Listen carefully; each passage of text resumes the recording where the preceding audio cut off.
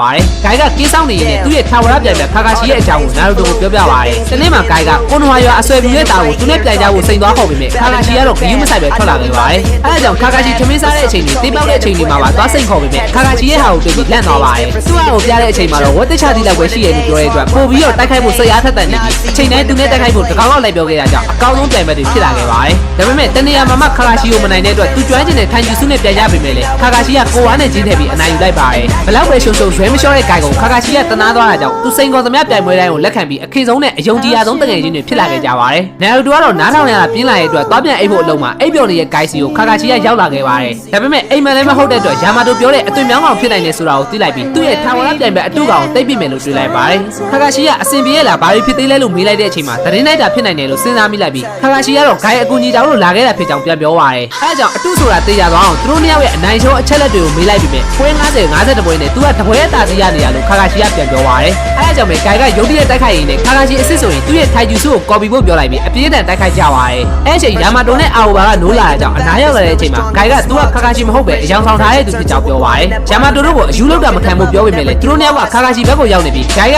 ဂန်ကျူစုမိနေရများလားလို့ပြောကြပါတယ်။အဲဒါကြောင့်ပဲဂိုင်ကသူတို့၃ယောက်လုံးကအတူကောင်တွေလို့ထင်သွားပြီးနောက်ယာမာတိုကလည်းတစ်သားကျူစုနဲ့ထိန်းထားဖို့လုပ်ပေမဲ့ဂိုင်က6ခုမြောက်ဂိတ်တီပွင့်လိုက်ပြီးမီလက်တီတွေနဲ့ထိုးပါတယ်။အဲဒါကြောင့်ပဲကျန်တဲ့၃ယောက်ကလည်းရေထဲကိုငုံနိုင်တဲ့များငုံပြေးလိုက်ကြရပြီးတော့သူ့ကိုဘာလို့အတူလို့ပြောနေရလဲဆိုပြီးခါခါရှိရမေးပါတယ်။ပြီးတဲ့နောက်ဆုံးအပြေးပြိုင်ပွဲမှာသူကနိုင်သွားတဲ့အတွက်50-50ဖြစ်နေတဲ့အကြောင်းပြောလိုက်တဲ့အချိန်မှာဂိုင်ကသူတို့ရဲ့ပြိုင်ပွဲကိုတနေရာကချောင်းကြည့်နေရလားလို့မေးပါတယ်။အဲအပြင်အပြေးပြိုင်ပွဲပြီးရတော့50-50ပဲရှိသေးရဲ့လို့ပြောတဲ့အတွက်ခါခါရှိကအပြေးပြိုင်ပွဲပြီးဆူရှီစားရဲ့ပြိုင်ပွဲမှာသူနိုင်ခဲ့တာဖြစ်ကြောင်းပြောပြလိုက်မှဂိုင်ကသူ့မေးနေရကိုတတိယသွားပါတယ်။ဒါပေမဲ့လည်းဘေးကခိုးကြည့်နေလို့သိရမလားဆိုပြီးမယုံသေးတဲ့အတွက်ခါခါရှိကယာမာတိုနဲ့အာအိုဘာကိုသူတယောက်ပဲသိရဲ့လှုပ်ဝက်ချက်ကိုပြောပြလိုက်ရမလားလို့ပြောပါတယ်။ပြီးတဲ့နောက်ဂိုင်မှာဝတ်တက်ချသီးလောက်ပဲရှိရဲ့အကြောင်းပြောပြလိုက်တဲ့အတွက်ဂိုင်ကအခုကြီးနေပြီလို့ပြန်ပြောလိုက်ပါတယ်။အဲ့လိုနဲ့ပဲဂိုင်ရဲ့လက်ကြောင့်လာခဲ့တာဖြစ်ကြောင်းပြောပြလိုက်တဲ့အချိန်မှာသူလိုင်းမှုနေတော့မတော်တဆကဲကြပါဆိုပြီးလက်ကိုခေါ်မိလိုက်တာမှပြန်မမိသွားပါတယ်။ပြီးတဲ့နောက်ခါခါရှိကနာရူတိုကိုမတွေးတော့ပဲထွက်သွားဖို့ပြင်လိုက်ပြီးနောက်သူတခုခုဖြစ်လာခဲ့ရင်လည်းအပြေးလာခဲ့ရမယ်တော့လို့ဂိုင်ကိုပြောခဲ့လိုက်ပါတယ်။အဲ့လိုနဲ့ပဲသူနဲ့အတူလာတဲ့ဆိုင်ရဲငှက်နဲ့ကိုနိုဟာကိုပြန်သွားတဲ့အချိန်မှာနာရူတိုကနိုးလာတဲ့အတွက်ဝတ်တချသီးနဲ့တူတဲ့ကြဲသေးသေးလေးတွေကိုလေ့လာနေတာဖြစ်ကြောင်းယာမာတိုနဲ့အာအိုဘာကပြောလိုက်ကြပါတယ်။